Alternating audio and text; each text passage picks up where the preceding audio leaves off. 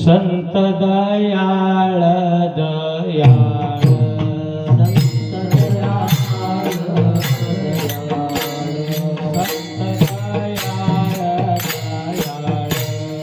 संत दयाळ अंतरी होता अंतरी होता अंतरी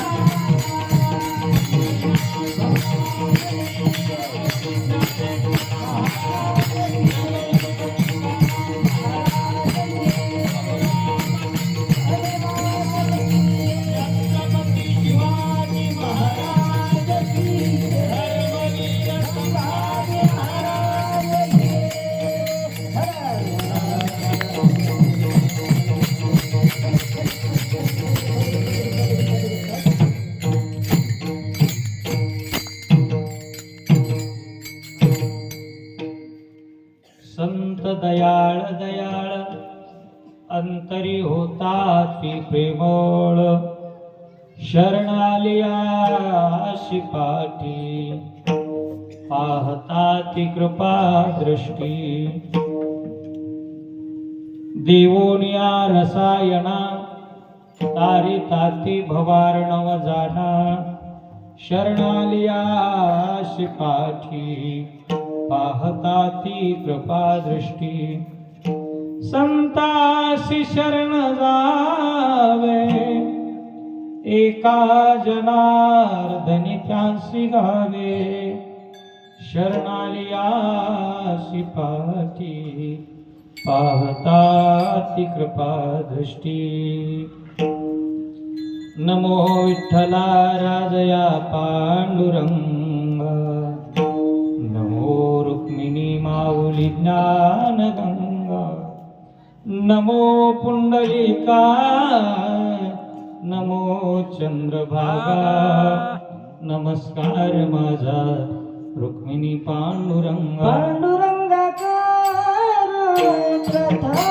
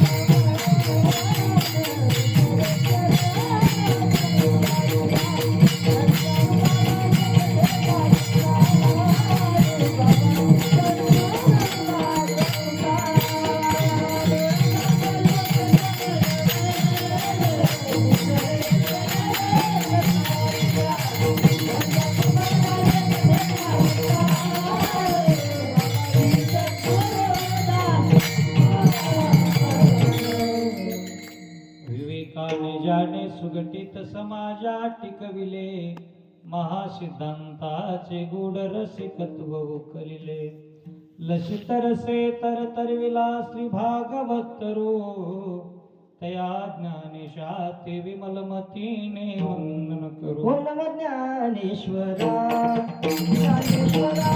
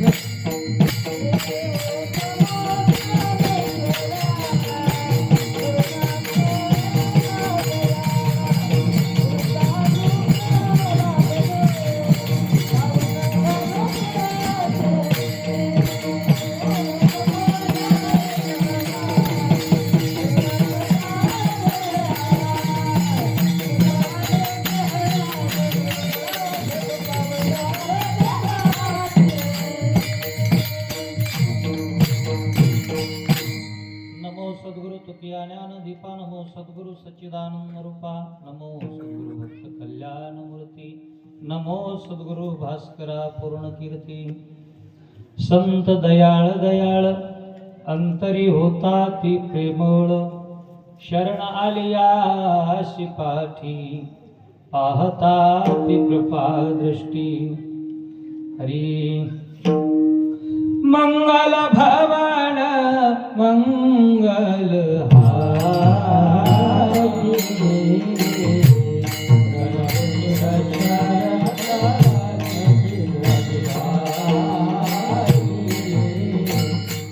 जय हनुमान ज्ञान गुण जय कपीनाथ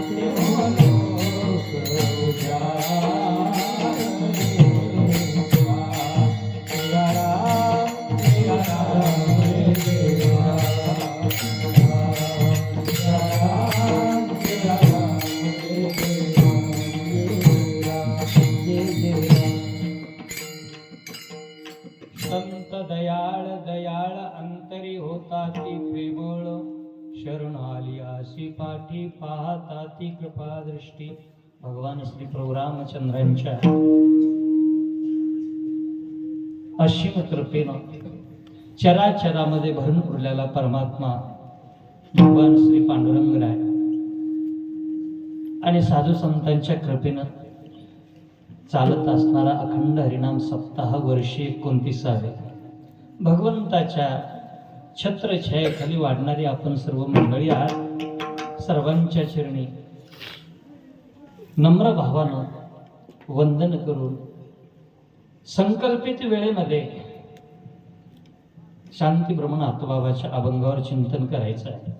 आणि यासाठी जमलेली सर्व गुणीजन मंडळी महाराष्ट्रामधील नामवंत गायक हरिभक्तीपरायण संतोषजी महाराज लहाने तसेच आता मी पहिल्यांदाच गावात आले असल्यामुळे सर्वांचा काही परिचय नाही. अतिशय सुंदर पोशाखामध्ये वजन किती भारीचे कपडे घालू द्या त्या कपड्याला अजिबात वजन नाही महाराज. पण ज्या वेळेला माझ्या वारकऱ्यांच्या अंगावर हा पांढरा पोशाख चढतो ना कितीही मोठ्या गाडीमध्ये फिरणारा एखादा मंत्री असेल पण या कपड्याच्या सवर्णत मस्तक झाल्याशिवाय राहत नाही. अशी सुंदर पांढऱ्या पोशाखामध्ये वारकरी पोशाखात असणारी ही वारकरी संस्था आणि दोन्ही बाजूला सुंदर असे वादक आणि या सर्वांचा मेळ घडून आणण्यासाठी या ठिकाणी रामायणामधलं प्रेम मूर्ती असणारे आमचे हरिभक्तीपरायण शिंदे महाराज परमेश्वरजी महाराज शिंदे यांच्या माध्यमातून देगाव गावाच्या भूमीचं दर्शन करण्याचा योग विठाला विठाला.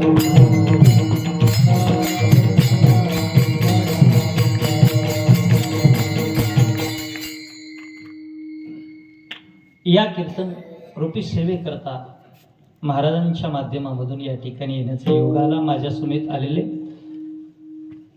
रामायणाची सेवा करणारे महाराष्ट्रातील एक नामवंत वाचक हरिभक्तीपरायण विठ्ठल महाराज गुट्टे तसेच वक्त्यापैकी ज्यांची वक्तत्वावर अशी सुंदर पकड आहे आमच्या हरिभक्तीपरायण वयोवृद्ध ज्येष्ठ रामकथा प्रवक्ते दिलीपजी महाराज सुतार या ठिकाणी आलेले आहेत. तसेच माझ्या समेत आपल्याच भागातलं रत्न वय लहान पण कीर्ती महान असे श्रीहरी महाराज लावंडे या ठिकाणी आलेले आहेत. आणि परिचयातले आमचे राजारामजी महाराज पवार आहेत इकडे बाबा आहेत ज्यांनी ध्रुवपद गायलं. सर्वांच्या चरणी आणि तुम्ही भगवान श्री शिवरूप असणाऱ्या श्रोत्यांच्या चरणी वंदन करून संत नाथराय अभंगामधून काय आपल्यासमोर विचार प्रतिपादित करतात त्यावर विचार करू. विठाला विठाला. श्री संत नाथरायाच्या अभंगामधून संतांचं आंतरिक लक्षण प्रतिपादन करत असताना संत नाथ बाबा सांगतात संत कसे आहेत. संत दयाळ दयाळ अंतरी होता ती प्रेमळ. संत दयाळू आहे आणि संतांच्या अंतःकरणामध्ये प्रेमाचं भांडार भरलेलं आहे. अंतरी होता ती प्रेमळ.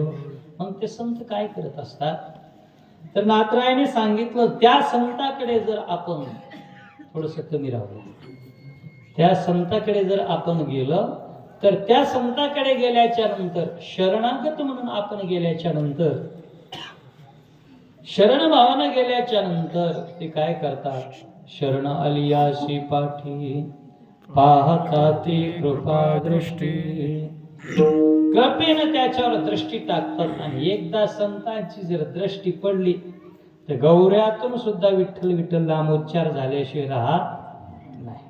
संतांची जर दृष्टी पडली तर बुद्धिहीन असणारा रेडा सुद्धा बोलल्याशिवाय राहत नाही.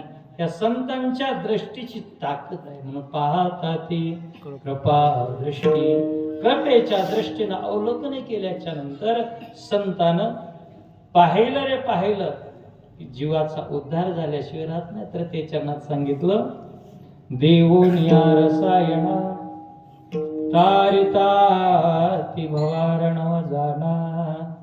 हे संत काय करत असतात, रामरूपी रस देतात आणि तो दिल्याच्या नंतर त्या रसाची ताकदच अशी आहे महाराज, तो रस ज्याने सेवन केला भव नावाच्या समुद्रामधून तो पलीकडल्या बाजूला पार झाल्याशिवाय राहत नाही. तारी ताती भवारणव जाणार. मग असे जर संत असतील तर माझं वैयक्तिक मत नाथराय सांगतात काय, संताशी शरण जावे, त्या संताला तुम्ही शरण जा, एका जनार्दनी त्याशी गावे. त्या संतांचंच गुणगान तुम्ही वर्णन केलं पाहिजे. सरळ साध्या शब्दामध्ये तुमच्या समोर नाथरायांच्या शब्दांचा भाव प्रगट केला. माझ्या मतीला जसा वाटला भावला तशा पद्धतीने विठाला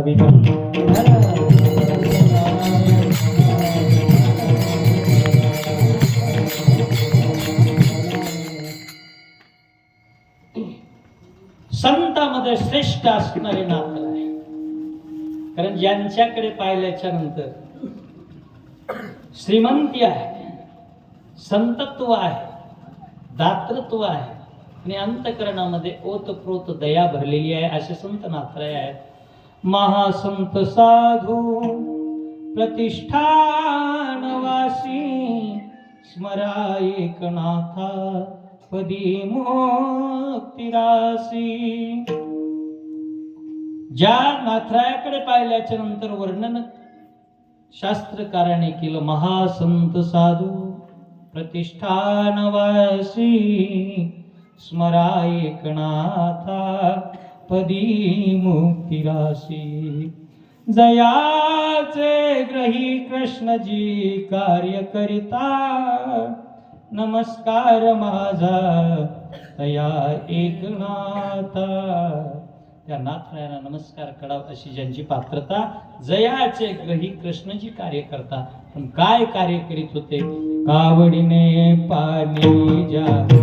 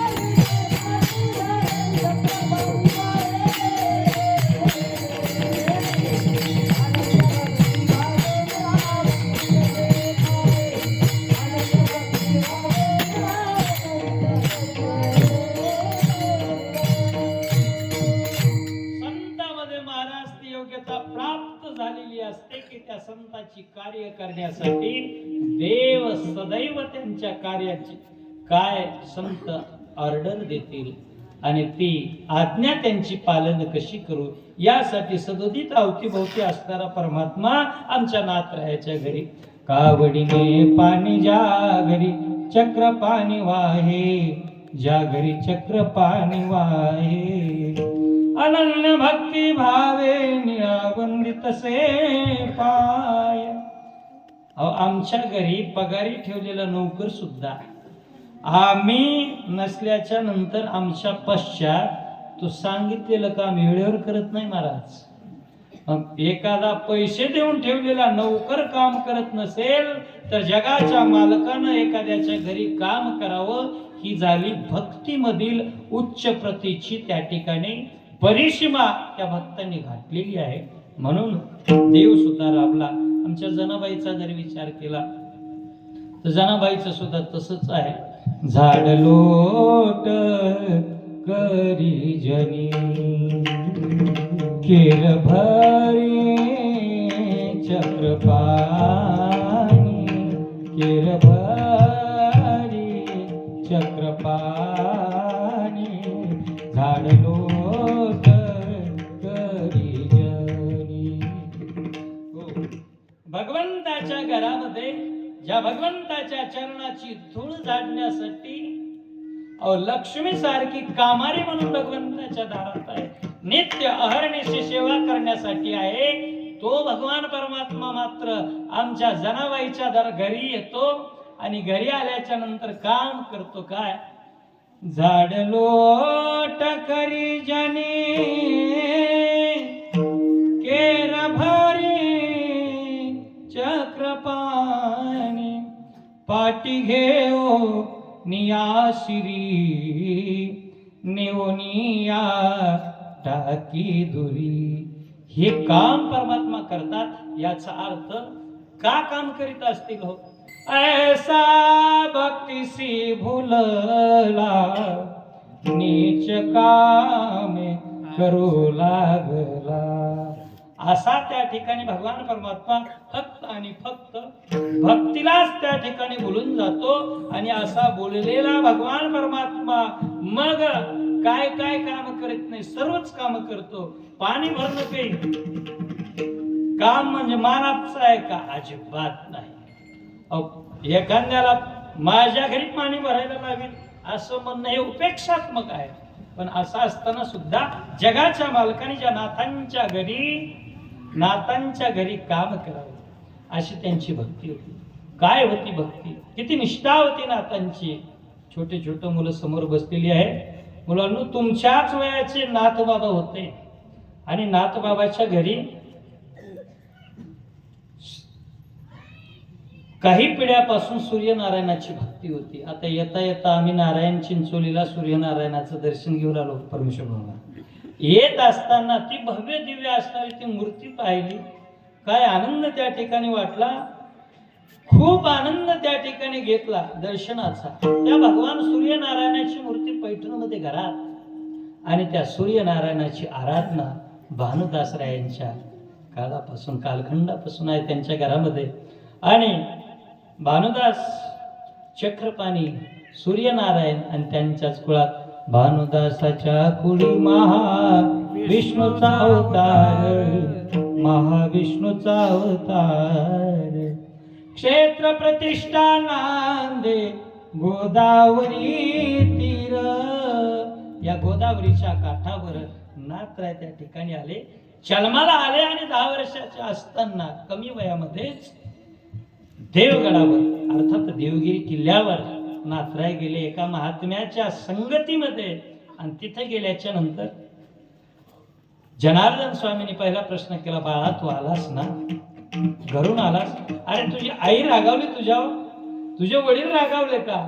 तुझ्या आरती घरून आलास ती आरती, नक्कीच तुला कुणीतरी रागावलं असेल, कुणी वाईट बोललं असेल. नाथाने सांगितलं, महाराज मला कुणीच त्या ठिकाणी वाईट बोललं नाही. मला त्या ठिकाणी माझे एकच ध्यास आहे, गुरूंची सेवा करावी. आणि गुरुची सेवा केल्याच्या नंतर मला खूप मोठं होत येतं. का?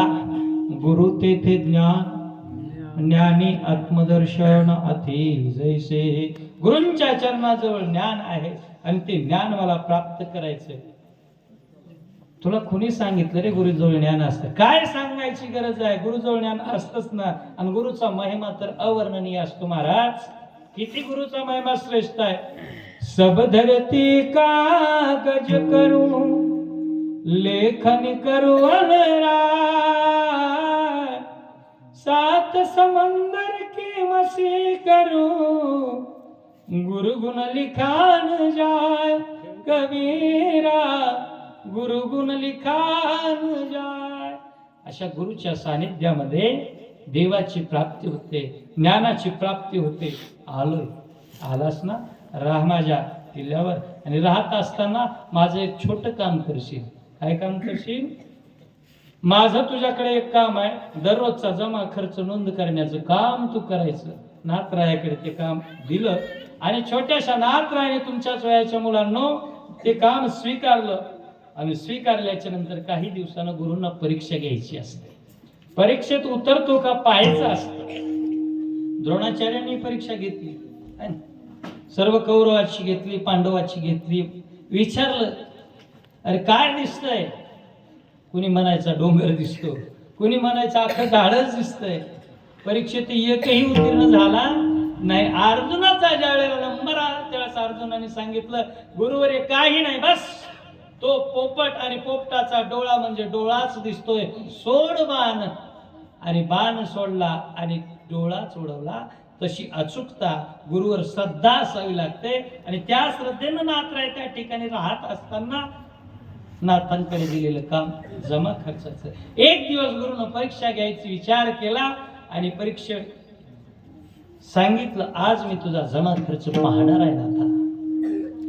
आणि जमा खर्च पाहण्याचं काम गुरु करणार आहेत म्हटल्याच्या नंतर नाथांनी वह्या घेतल्या आणि ताळेबंदी करायला सुरुवात केली. झालं काय? एक पैशाचा हिशोब जुळत नव्हता महाराज.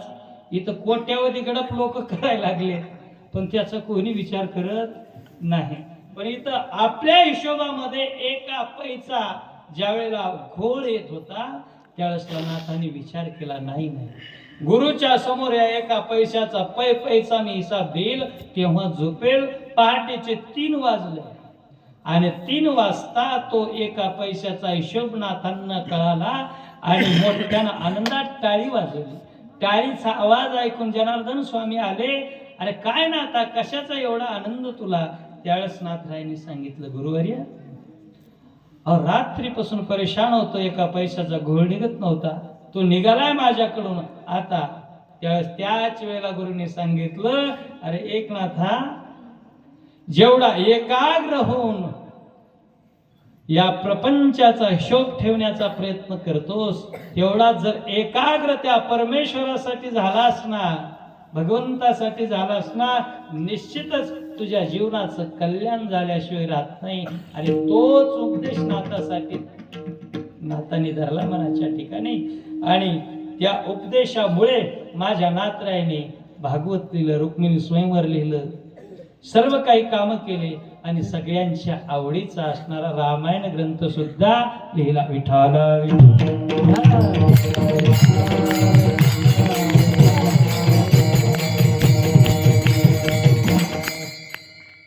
नाथरायाने रामायणाचा ग्रंथ लिहिला आणि या ग्रंथाचं जगाच्या समोर लेखन करत असताना किती तल्लीन झालेत महाराज. रामायण कथा लिहित असताना ज्या कथेचं रसपान केल्याच्या नंतर काय फायदा होतो?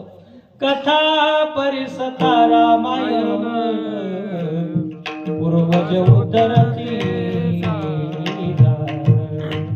पूर्वजांचे नवलाव कोण उधरी जानती जगती, आवडी गाता रामायण पूर्वज उतरती जाण, पूर्वजांची आवडी गाता रामायण. श्रीराम सुखावे आपण वक्त्यांचे निर्से जन्म मरण, श्रोते संपूर्ण ब्रह्मोती. ही ज्या कथेची ताकद, ती कथा नाथराय लिहू लागले आणि प्रसंग होता सुंदरकांडामधला. महेंद्र पर्वतावर हनुमंतराय पोहोचलेले आहेत आणि पोहोचलेले असताना हनुमंतराय पोहोचलेले असताना त्या हनुमंतरायने महेंद्र पर्वतावरून उडान केले. कशासाठी? लंकेत सीताशुद्धीला जायचं आहे आणि हनुमंतरायाचा तो आवेश आहे. कसा? जय श्रीराम. आणि त्या आवाज काढला. हनुमंतराने उडान ठोकलं. लेखणीमधून ती ओवी लिहिण्याचं काम चाललंय आणि हे काम करत असतानाच नाथरायाच्या बाजूवरून उडाले. ते शेजाऱ्याच्या घरामध्ये जाऊन पडले. शेजारी नाथरायावर जळफळाट करत होता. काय याचं रोजच लिखाण चाललंय, काय याचं रोजच लिखाण चाललंय, याची भक्ती काही खरी भक्ती आहे का, दांभिक भक्ती आहे. आणि ज्या वेळेला त्याच्याच घरात उडून माझ्या नाथरायाचं उडान पडलं त्यावेळेस त्याचे डोळे उघडले. त्यांना खरे भक्त जर कोण असतील तर हे नाथ आहेत आणि नाथांचा अनुग्रह त्याने घेतला. खरे भक्त आहेत ते ओळखले. असे ज्यांच्या नसानसामध्ये रक्ताच्या प्रत्येक थेंबामध्ये संतत्व त्या ठिकाणी भिनलेलं आहे असे नाथराय आज संतांची लक्षणं सांगत असताना म्हणतायत. संत कसे असतात? अभंगाचं प्रथम चरण. संत दयाळ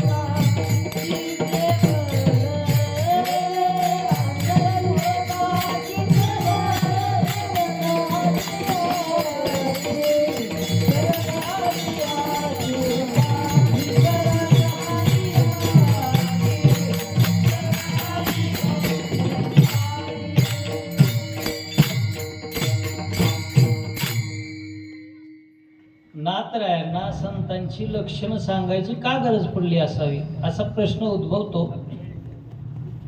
कारण जगामध्ये संत कोण असतात बघा? हाडा माणसाची माणसंच संत असतात. कारण माणसानं मनाच्या ठिकाणी जर ठरवलं की आपल्याला देव बनायचंय, देव सुद्धा माणूस बनू शकतो. माणसानं जर ठरवलं आपल्याला या नरदेहामध्ये आल्याच्या नंतर भले आपल्याला देव बनता येणार नाही पण संत तरी बनायचंय. याच देहानं ठरवल्याच्या नंतर संत सुद्धा माणसाला बनता येते. अहो जाऊ द्या, देव आणि संत कोस दूर आहेत. चला, माणसानं जर ठरवलं ना, अरे जन्माला आलं नाही, जन्माचं सार्थक करून घेऊन मला माणूस म्हणून जन्माला आलोय, हैवान म्हणून मरायचं नाही. तर माणूस म्हणून जन्माला आलोय, माणूस बनायचं हे जर ठरवलं तर माणसाला माणसासारखं वागता येतं आणि माणूस बनता येतं. पण माणसानं माणसाच्या जन्माला येऊन नरदेहामध्ये येऊन सुद्धा माणूस काही माणसं बनले नाहीत. आणि म्हणून या माणसांना आंतरिक लक्षण, त्यांच्या आंतरिक लक्षणावरून संतत्व हे ठरत असतं. नाहीतर बाहेरून सर्वच संत वाटतात. काय वारकरी ड्रेस घातला, बुक्का लावला, गळ्यामध्ये माळा घातली, झाला संत? नाही. हे बाह्य लक्षण आहे, यानं संत होतं. हे संतांचं बाह्य लक्षण आहे. पण माळा घातली तर माळेनं काही होत नाही. माला जपत काष्टकी बिच में डारे सूत, माला बेचारी क्या करे, जपने वाला कपूत कबीरा, जपने वाला कपूत. एखाद्यानं माळा घातली, माळ आहेच कशाची, लाकडाची माळ, वरूनला माळ घातली आणि अंतरंगामधला जर गढूळपणा, अंतरंगामध्ये असणारे विषय, अंतरंगामध्ये असलेले जर बाहेर गेले नाहीत तर वरची माळा काही करू शकत नाही. नाहीतर माळा तर आमच्या कालनेमीने घातलीच होती. महाराज माळा घातली होती, भगवा त्या ठिकाणी कपडे परिधान केले होते, पण कपड्यावरून कुणाचं संतत्व ठरत नाही. येते नाही वेश सरत आडनाव,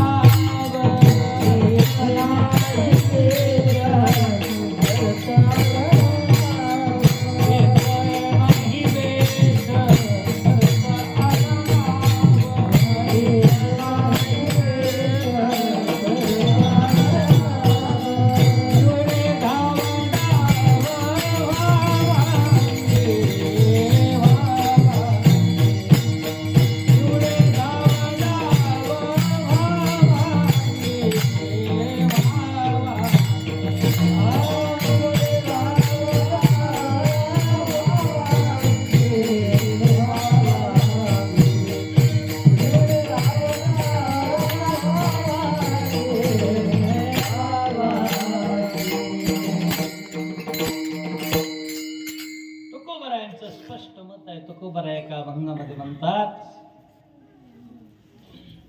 नवती ते संत करिता कवित्व, संताचे ते आत नवती संत.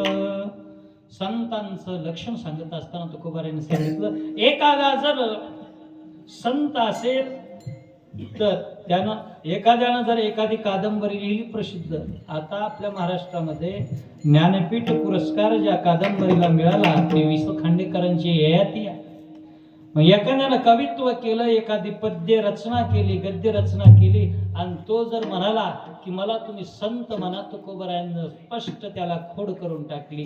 नव्हती ते संत करिता कवित्व, संताचे ते आप्त नव्हती संत. संताचे आप्त संत होऊ शकतात का? नाही. संतांच्या जवळचं नातेवाईक आहे. आता बाप लेकाचे किती श्रेष्ठ नातं आहे, आहे का नाही? बाप आणि लेक जवळचं नातं. तुकोबरायाने तर वर्णनच केलं बाप कसा असतो. बाप म्हणजे बाप करी जोडी लेकुराची ओढी, आपुली कुरवंडी वाळवणी. हे बाप आणि लेकाचं नातं. बापानं सर्व कमावलेली इस्टेट आपल्या लेकराच्या नावावर करून देतो, किंवा तुका म्हणणे दी गांजी आणि कासी, उदार जीवासी आपुलिया. तुका म्हणे नेती गांजू आणि काशी. लेकरावर जर संकट आलं तर ते संकट आल्याच्या नंतर बाप स्वतः जीव आपला पणाला लावतो, लेकरावर संकट येऊ देत नाही. त्याचं नाव बाप. पण तोच बाप आमच्या प्रल्हादाचा, प्रल्हादाशी पिता करी तो जाचली, परी तो मनी स्मरे नारायण. तोच घरामध्ये प्रल्हादासारखा संत आहे, आणि त्या संताचा असणारा आप्त पिता झाला का संत? नाही. म्हणून तुकोबाराने सांगितलं, संताचे ते आप्त नव्हती संत. संताचे आप्त सुद्धा संत होऊ शकत नाही. एखादा म्हणला, महाराज अहो जाऊ द्या, आम्ही काय ठरवलं, त्या गाडगे बाबांनी चिंध्या अंगावर घेतल्या होत्या, गोदड पांघरली होती. आम्ही तसे पांघरले म्हणजे संत हो का गाडगे बाबासारखे? नाही. तुम्ही संत होणार नाही. नवती ते संत धरिता भोपळा, करिता वाकळा प्रावरणाशी. ते संत होऊ शकत नाहीत कोण? ज्यांनी हातामध्ये, आम्ही भांड्यांचा जास्त वापर करत नाही, एकच आमच्याकडे भोपळा आहे, पाणी पिण्यासाठी तोच महाराज, जेवण करण्यासाठी तोच पात्र आम्ही वापरतो, आणि हातामध्ये भोपळा धारण केला आम्ही. तुम्ही एक पात्री असणाऱ्याला, एक भांड धारण करणाऱ्याला संत म्हणाला? नाही नाही म्हणले तुकोबराय, ते संत होऊ शकत नाही. मग वाकळा पांघरल्याच्या नंतर ते सुद्धा संत होऊ शकत नाहीत. थंडी पडली, आता कीर्तनाला माणसं अंगावर वाकळा घ्यायला लागले, आहे का नाही? मग वाकळा पांघरल्यानं कोणी संत होऊ शकत नाही. मग संत होण्यासाठी काय करावं लागतं? जोपर्यंत अंतकरणामध्ये संसार आहे तोपर्यंत सगळे कोण आहेत? प्रापंचिकच आहेत. आणि एकदा या अंतकरणातला संसार निघून गेला, प्रपंच ओसारो चित्त तुझे पायी मुरो, अशी ज्या वेळेला स्थिती निर्माण होईल त्यावेळेला आम्ही संत होणार. म्हणून संतांचं पहिलं लक्षण सांगितलं नाथरायने. संत हे कसे असतात? दयाळू असतात. विठाला संत दयाळू आहेत. तर संतांच्या अंतकरणात किती दया असते? संतांच्या अंतकरणातली दया इतकी भारी असते महाराज. तुकोबारायला एका शेतकऱ्यांनी मोळी दिली उसाची, जा म्हणे घेऊन. तुकोबाराने डोक्यावर मोळी घेतली, तुकोबाराय निघाले. घराकडे येत असताना पांडुरंगाचं नाव घेत घेत तुकोबाराय निघाले. विठ्ठला माय बापा, पांडुरंगा माय बापा. माझ्या पांडुरंगाचं नाम मुखातून चाललेलं आहे, आणि मुखात नाम घेत घेत मार्गक्रमणा करतायत. वाटेत एक मुलगा आला. हो ओ महाराज, द्या ना एकूस.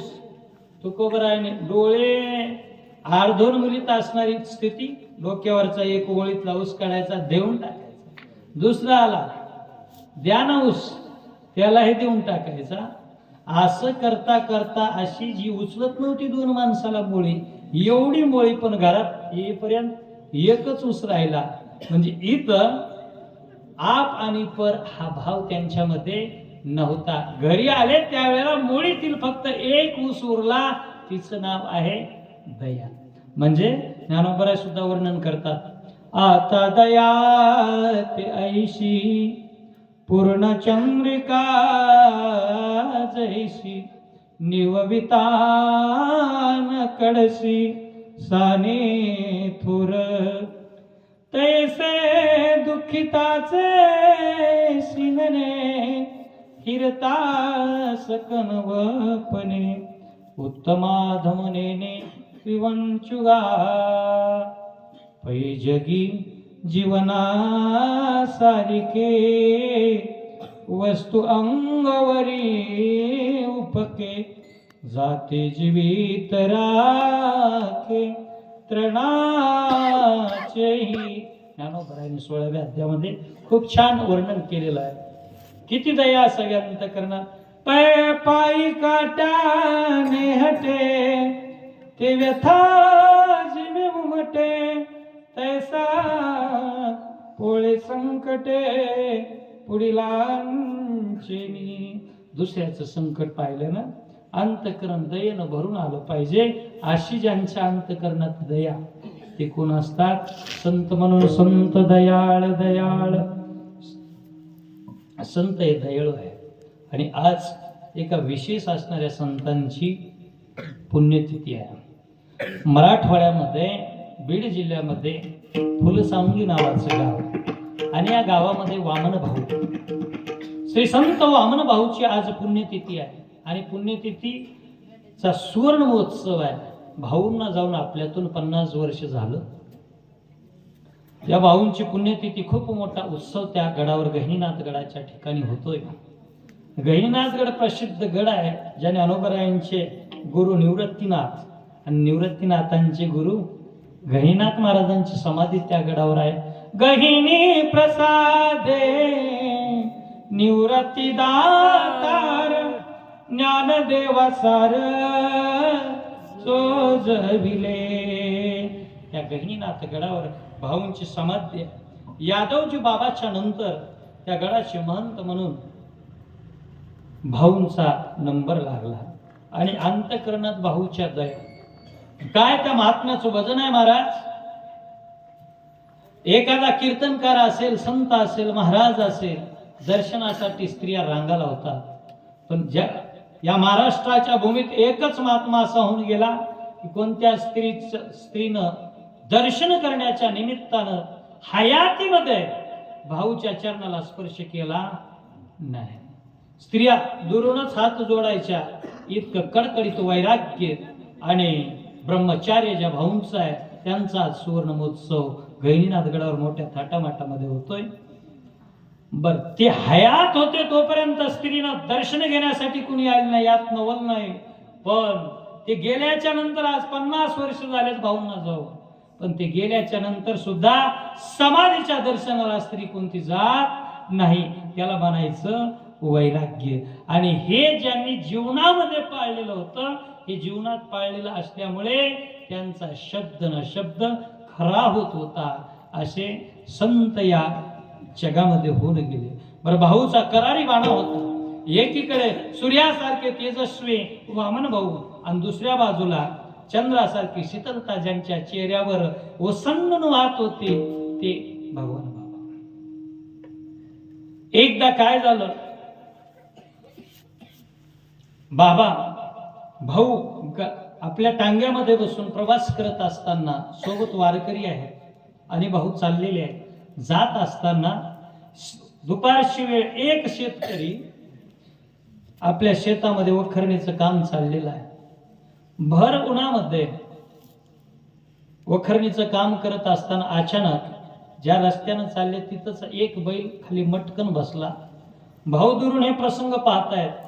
आता शेतकरी सर्वजण आपण एखाद्या बैलाला उठवायचं असेल तर नाना प्रकारचे प्रयोग केले जातात. कोणी पुराणी टोचतंय, कोणी शेपटीला सावा घेतय, तेवढ्यातून नाही उठला तर मिठाचं पाणी करून डोळ्यात टाकतात, कोणी चटणी भुरकी त्याच्या डोळ्यात टाकण्याचा प्रयत्न करतो. एवढेही सारे प्रयत्न केले पण तो बैल काही उठायचं नाव घेत नव्हता. 2 काट्या त्याच्या पाठीवर मोडल्या. हे भाऊने दुरून पाहिलं आणि दुरून पाहिल्याच्या नंतर भाऊ त्याच्या जवळ गेले आणि म्हणले, अरे मारायचं बंद कर, प्रयोग करणं थांबव, आता या बैलाला उठवल्याशिवाय राहत नाही. भाऊ कानात जवळ गेले. कानात त्या बैलाच्या काय पुकपुकले हे माहीत नाही. भाऊने एकच सांगितलं असावं असं संत सांगतात. भाऊने त्याला सांगितलं, अरे किती दिवस ही लोकांची आवतं ओढणार आहेस. या जन्मातून जर तुला मुक्त व्हायचं असेल तर एकच काम कर, ज्याची तू चाकरी करतोस ना तीच देवाची पूजा आहे. स्वामी काज गुरु भक्ती पितृवचन सेवापती हीची विष्णूची महापूजा अनुभव नाही तुझ्या. भाऊने सांगितलं, पुटपुटलं.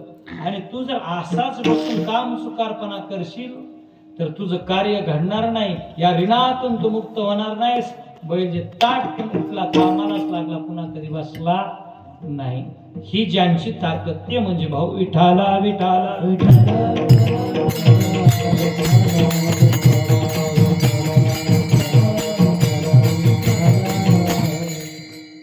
ज्यांच्या नजरेकडे पाहण्याची हिंमत कोणाची होत नाही ते वामन भाऊ.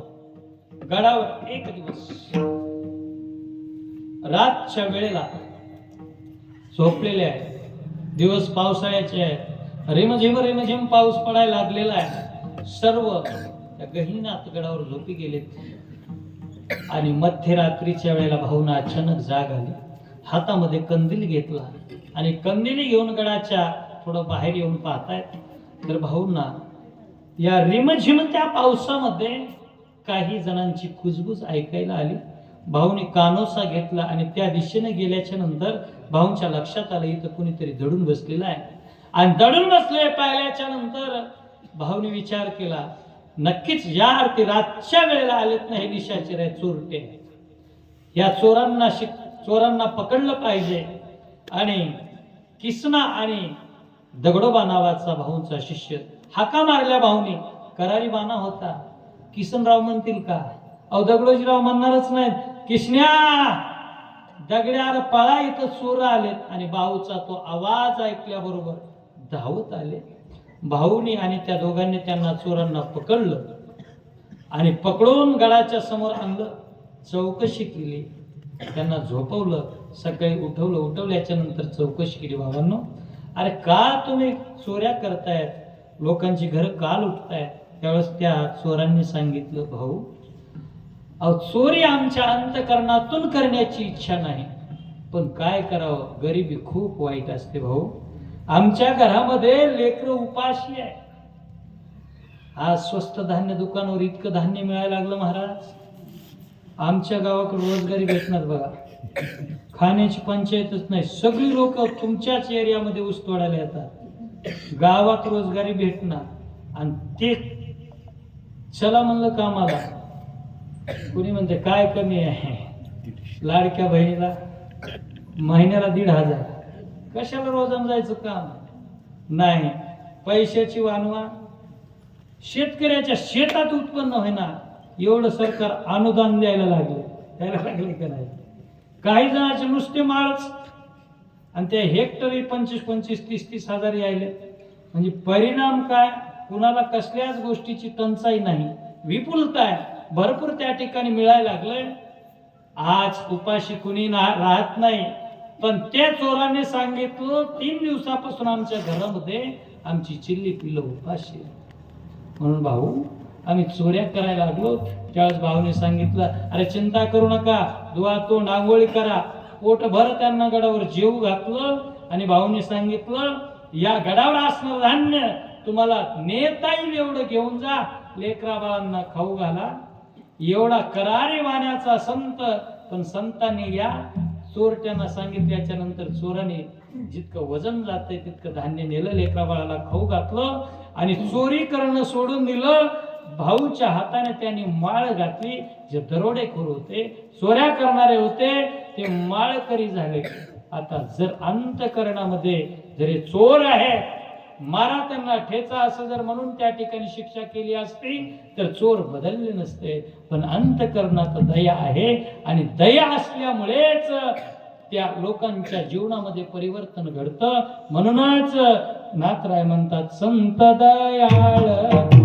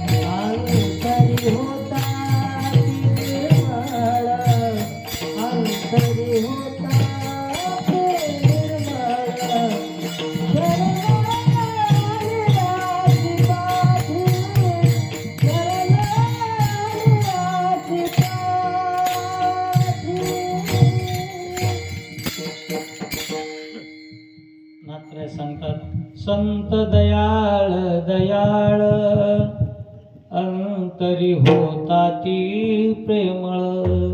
संत अंतकरणामध्ये दयावान असतात. किती दया, दया करणे जे पुत्राशी, तिची दासा आणि दाशी.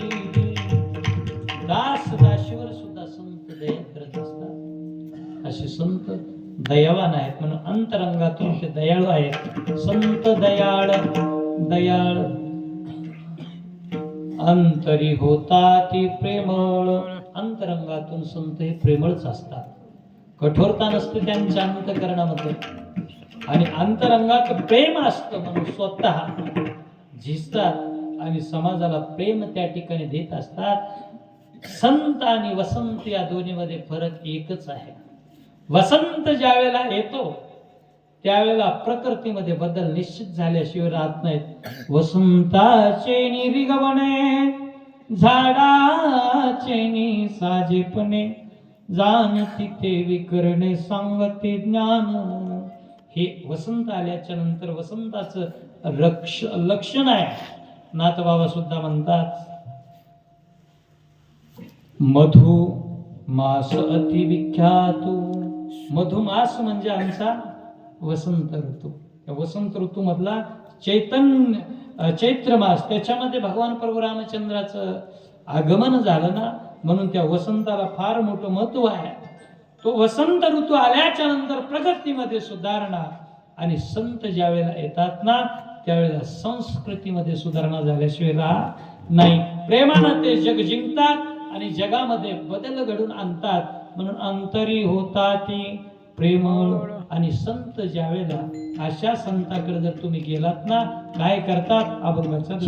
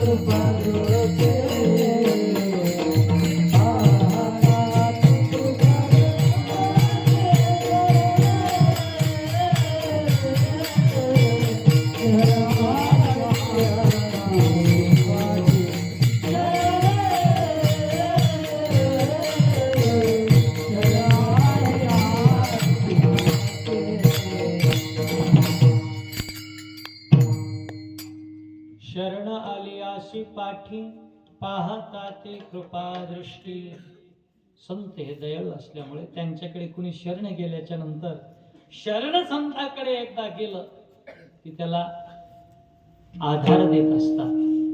कारण देवाचं आणि संताचं कार्य महाराज सारखंच आहे. देव सुद्धा काय करतात, देवाला कुणी शरण गेलं ना, शरण गेल्याच्या नंतर भगवंताचं एक काम आहे. काय काम आहे?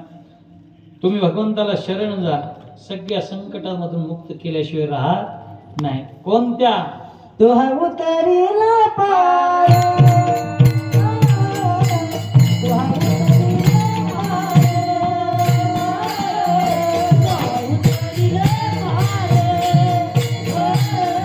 तुहा उतरीला पार.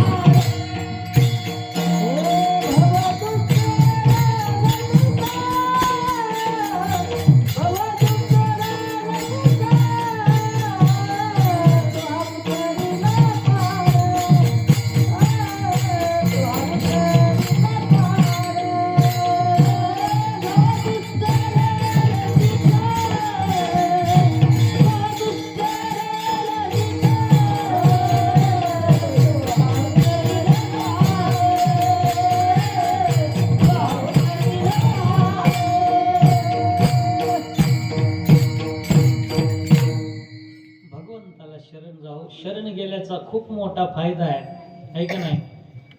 शरण गेलं भगवंताला की काय काय होतं? आल्यानो संसार उठा वेग करा, शरण जाऊ दारा पांडुरंगा.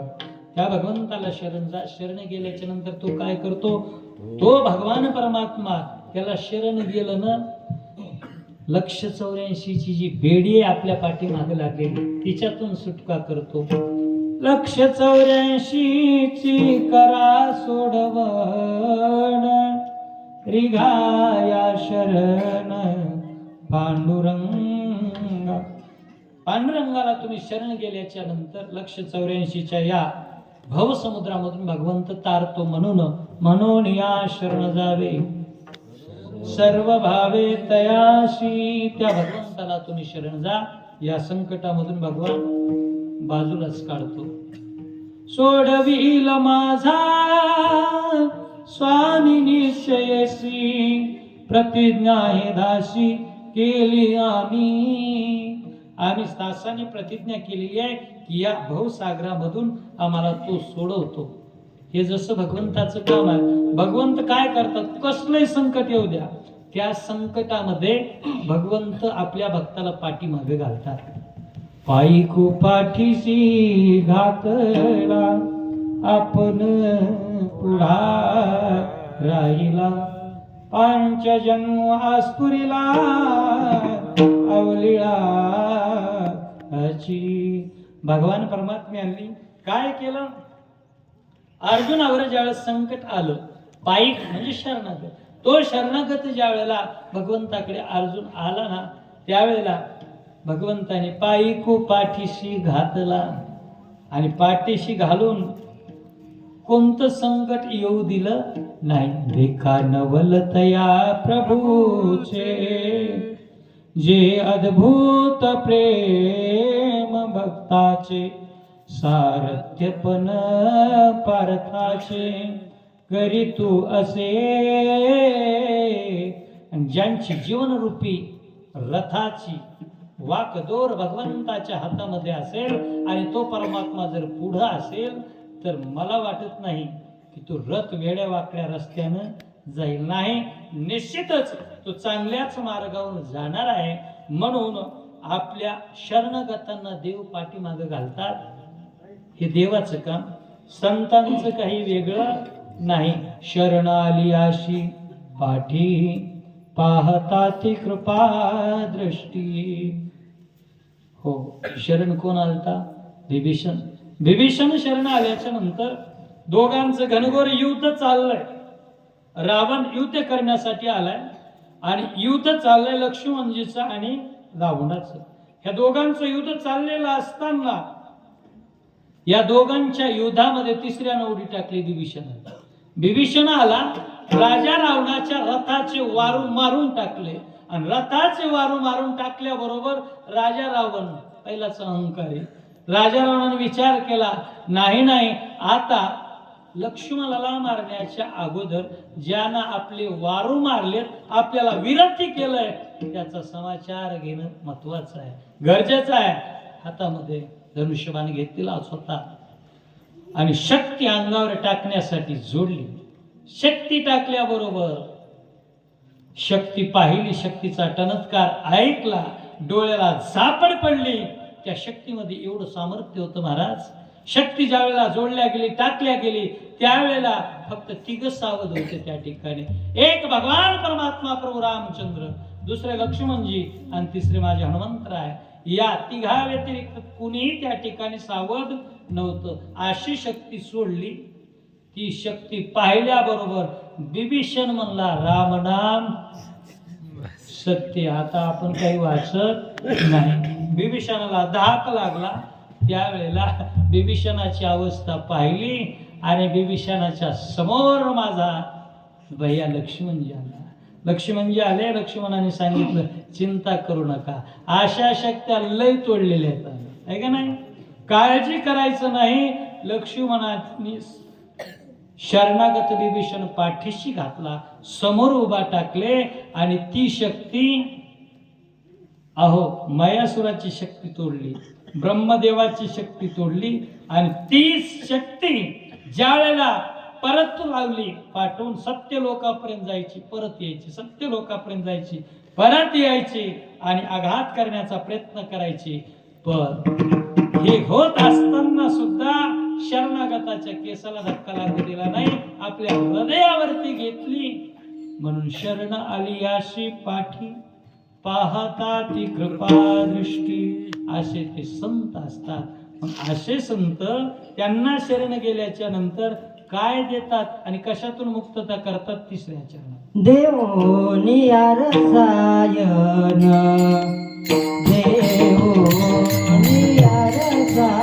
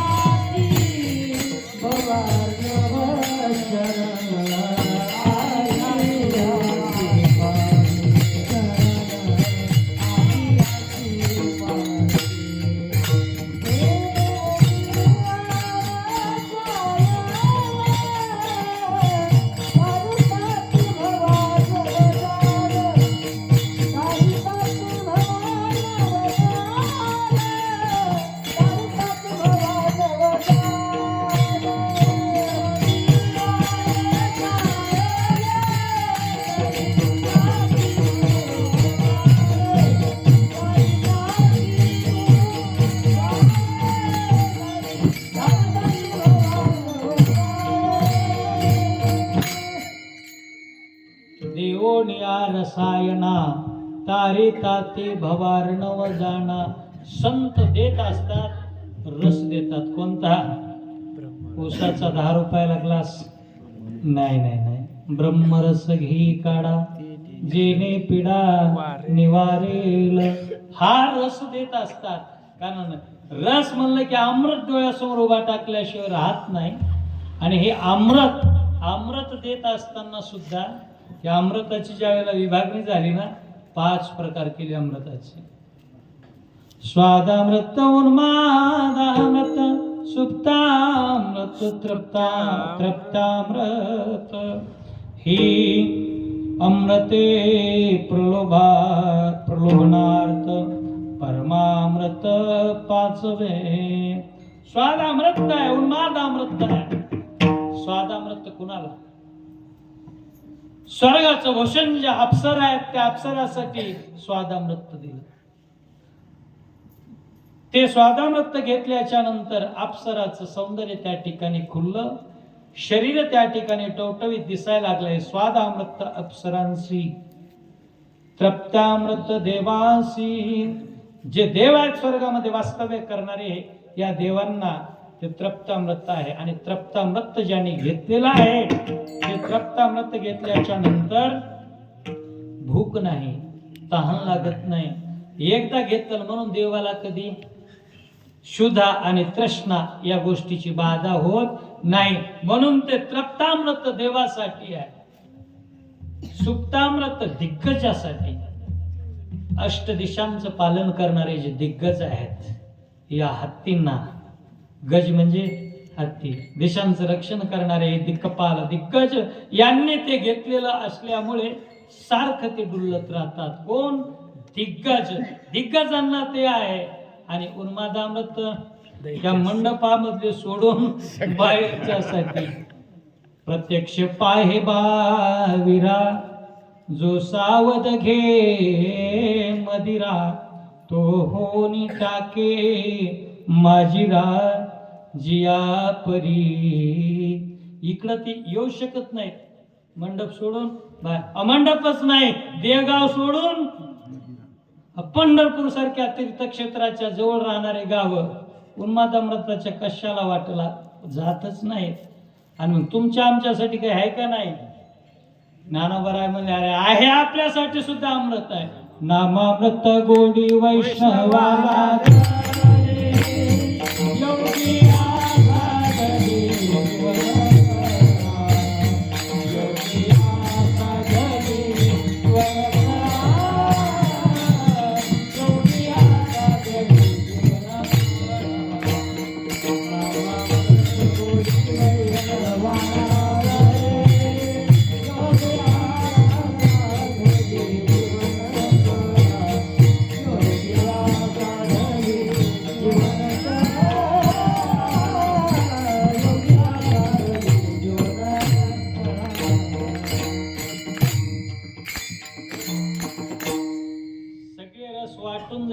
ऐकले असले तरी आमच्यासाठी सुद्धा रस ठेवलाय. तो रस आहे नामामृत गोडी वैष्णवाला धली योगिया साधली जीवन कळा.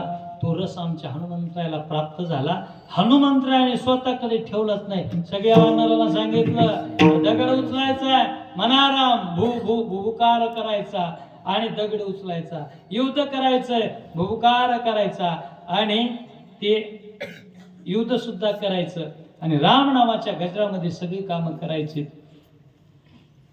आणि ही कार्य करत असताना सगळ्यांना वाटप केलं आणि सगळ्या वानरांना ते दिलं हनुमंतरायाने. राम रसायन तुम्हारे पासा सदा रहो रघुपति के दासा. राम सिया राम जय जय राम. राम सिया राम जय जय राम. हे राम रूपी रस दिला. श्री राम जय जय राम. श्री राम जय जय राम. हे रसायन वानरांना वाटप केलं. राम रसायन तुमरे आसा. आणि हे रस घेतला देवोनी या रसायना तारी ताती भवार्णव जाना. भव समुद्रातून ही रस तारून नेल्याशिवाय राहत नाही. म्हणून संत हे दयाळ आहेत. शरण आलं की पाठी मागे घालतात. असं नाथरायाने संतांचं वर्णन केलं. विठोबा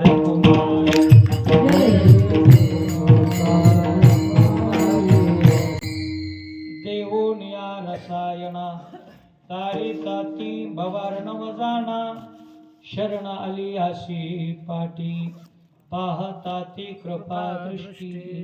असे संत असतात. ज्या राजांचा फोटो पाठीमागे लावला राज्याभिषेक सोहळ्याचं हे दर्शन आहे.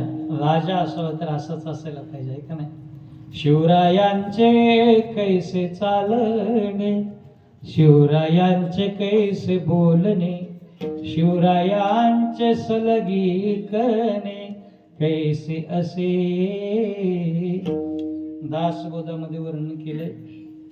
रामदास स्वामी म्हणतात राजा आहे कसा आहे पण निश्चयाचा महामेरू बहुत जनासी आधारू अखंड स्थितीचा निर्धारू श्रीमंत योगी. आणि राजा श्रेष्ठ झाला यात नवल नाही हो महाराज. पण त्याची माय तशी माय तितकी श्रेष्ठ होती. 10 वर्षाचे शिवाजीराजे असताना बंगळूरला गेले होते आणि बंगळूरमध्ये शहाजी राजांना जहागिरी होती. तिथली जहागीरदार म्हटलं की ऐश्वर्यामध्ये त्या ठिकाणी राहणं. मग खानपानामध्ये बदल असेल राहण्यात बदल असेल मनोरंजनाच्या कार्यक्रमात बदल असेल. आणि मनोरंजनाचे कार्यक्रम चालायचे. श्रृंगार केलेल्या युवती नृत्य काम करायच्या आणि सुंदर संगीताचे सूर कानावर पडायचे.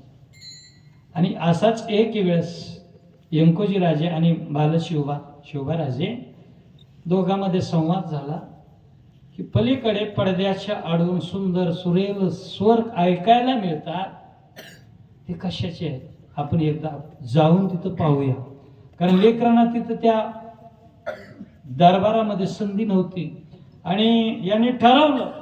आणि रातच्या वेळेला तो कार्यक्रम नृत्य गायनाचा चालू झाल्याच्या नंतर चिकाचे पडदे लावलेले आहेत आणि त्याच्या आडून शिवाजीराजे आणि व्यंकोजीराजे जात आहेत पाहतायत. लपून छपून पाहतात.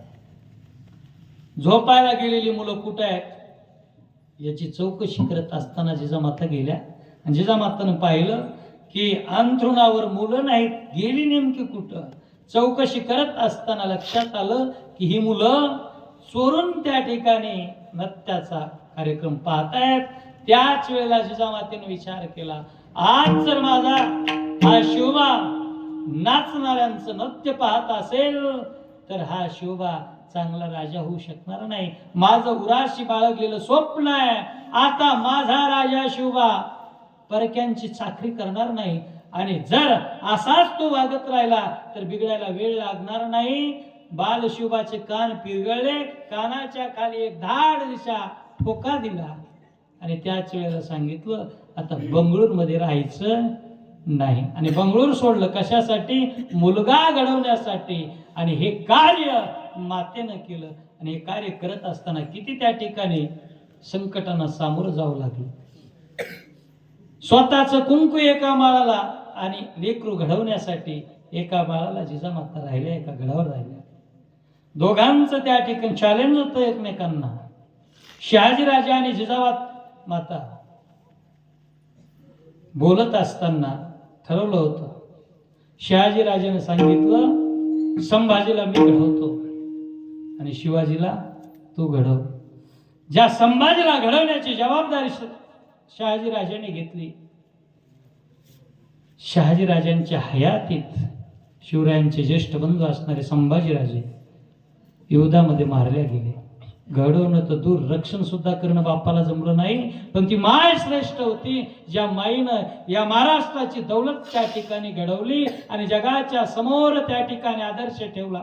अशीच आमुची आई असती सुंदर रूपवती, आम्ही सुंदर झालो असतो वदले छत्रपती. शिवरायांच्या दरबारी त्या युती मोहकती, सून लाडकी सुभेदाराची भयकंपित होती. शब्द ऐकून चकित झाली, शब्द ऐकून चकित झाली, हरणे समतीरती, आम्ही सुंदर झालो असतो वदले छत्रपती. जगामध्ये एक तर राम राज्य आणि दुसरं माझ्या शिवबाचं राज्य, ही दोनच राज्य श्रेष्ठ होऊन गेली. नाहीतर आले किती गेले किती इतिहासानं त्यांची मोजदाद सुद्धा ठेवली नाही. म्हणून ज्यांच्या समोर नतमस्तक व्हावं, कीर्तनात सुद्धा ज्यांचे फोटो लागावेत आणि व्यासपीठावर ज्यांचं मोठं बॅनर लागावं, कारण कीर्तनच त्यांच्यामुळे झाली महाराज. ते नसते तर कीर्तन झाली नसती. अशा राजाला नतमस्तक, त्यांची गुण आपण सर्वांनी घ्यावी. ही लेकरं कीर्तनामध्ये बसलेली आहेत. बाळांनो एकच काम करा, जीवनात ज्ञानाशिवाय पर्याय नाही. किती श्रीमंत आहे, श्रीमंताला कोणी विचारत नाही, पण ज्ञानाची संपत्ती ज्याच्याकडे आहे, भले भले श्रीमंत सुद्धा तुमच्याशिवाय झुकल्याशिवाय राहत नाही. शिकण्याचं वय आहे, या शिकण्याच्या वयामध्ये भरपूर शिका, खूप मोठं व्हा. एवढं जर या कीर्तनामधून घेतलं ना, देगावचा सप्ताह, आमच्या शिवबांचं चरित्र आणि रामरायाचा आदर्शपणा त्या ठिकाणी तुम्ही घेतलात ना, जीवन कृतार्थ झाल्याशिवाय राहणार नाही. आणि ही रामकथा असेल, आयोजक आमचे परमेश्वरजी महाराज शिंदे, गावही सुंदर आहे. त्यांच्या नेतृत्वाखाली त्यांना साथ करणारी बरीचशी मंडळी असेल, माझ्या परिचित नाही, पण सर्वांना धन्यवाद. आणि प्रत्येक ठिकाणी प्रत्येक खांबावर एक गोष्ट लिहिण्यात आली, ती म्हणजे काय? माझ्या ज्ञानेश्वरी मधली ओवी आहे. नाहीतर आम्हाला मंडपामध्ये सूचना लिहाव्या लागतात, शांत बसा, धिंगाणा करू नका, येथे धूम्रपान करण्यास सक्त मनाई आहे, अशा प्रकारच्या सूचना त्या ठिकाणी लिहिलेल्या असतात. पण इथं मात्र माझ्या ज्ञानेश्वरीतली वही आहे, ते हे माय ज्ञानेश्वरी,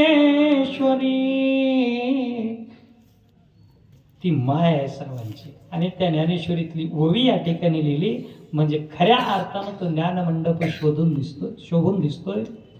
अशाच प्रकारचं त्या ठिकाणी कार्य मला वाटतं हाच सप्ताह गावात होतोय, याच्या व्यतिरिक्त दुसरे सप्ताह होत असते ना, एकच आहे वार्षिक सप्ताह. आणि या वार्षिक सप्ताहाचं वातावरण इतकं छान आहे. इतक्या थंडीमध्ये माता भगिनी, आमचे तरुण बांधव असतील आणि मुलं सुद्धा या ठिकाणी उपस्थित आहेत. तुम्हाला धन्यवाद द्यावे तेवढे थोडे आहे. शेवटी नाथरायांनी एकच सांगितलं, जे संत आहेत ना, त्या संताला शरण जा आणि त्यांची कीर्ती तुमच्या मुखानं वर्णन करा. अवघाचं शेवट, संतासी शरण जावे, संतासी शरण जावे, संतासी शरण जावे.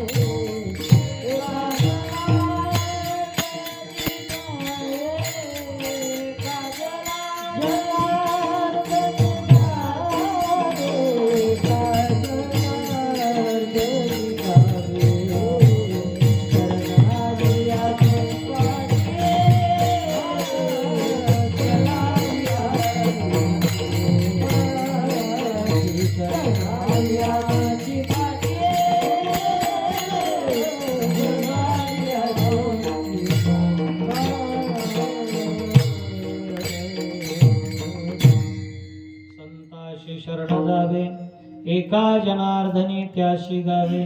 पण संतांचं वर्णन केलं पाहिजे कारण पुण्यवंत व्हावे. घेता सज्जनांची नावे. पुण्यवान व्हायचंय ना त्यांच्या नावाचं गुणगान करा. कारण जेत वाचा विसावे ते साधू कथा. म्हणून साधूचं वर्णन झालं पाहिजे. म्हणून एका जनार्दनी त्यांशी गावे. यथामथे यथावकाश वाकड्या तिकड्या शब्दामध्ये नाथरायांच्या अभंगावर चिंतन करण्याचा प्रयत्न केला. झालेली वेळी वाकडी सेवा माझ्या आराध्याच्या चरणी भगवान रामचंद्राच्या चरणी पांडुरंगाच्या चरणी अर्पण करून सर्व ज्येष्ठ श्रेष्ठ या ठिकाणी अधिकार संपन्न माणसांच्या परमार्थिक स्नेही असतील, परमार्थामधील अधिकारी रत्न असतील, सर्वांच्या महाराज मंडळींच्या चरणी नतमस्तक होतो. ही जी बाल साधक मंडळी आहे या साधकांच्या चरणी सुद्धा नतमस्तक होतो आणि वाणीला पूर्णविराम. ज्ञानेश्वर